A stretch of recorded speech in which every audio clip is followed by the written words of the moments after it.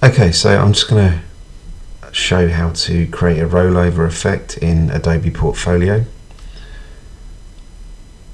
So a rollover effect is basically the cursor, which is the mouse, moving over something and therefore having an effect on whatever it is. So obviously an image, in this case a logo.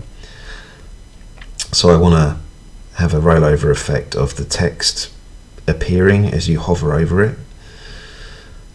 So normally you'd do this by creating a logo with text and then just taking the text out and creating a version of it without, but I don't have the version without, so I'm just literally going to open it in Photoshop and remove the text by painting over it,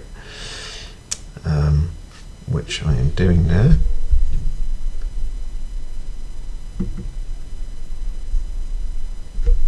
Okay, so I've painted over that, that's done, so I'm going to export it now as exactly the same as the original file, which is a PNG because we want a transparent background.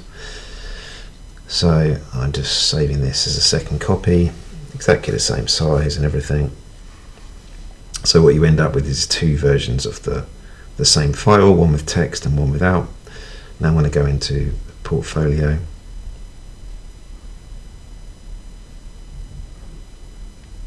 Okay, going to the logo, changing it from text to image. So I'm going to upload my image without the text because that's what we want to show normally before we hover over it.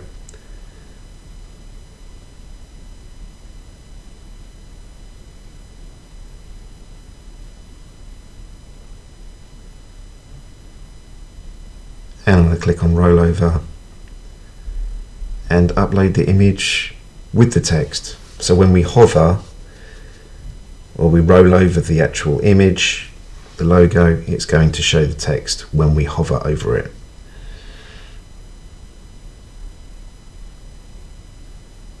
Looks good, preview. And there you go. It's a nice little interactive function on your portfolio.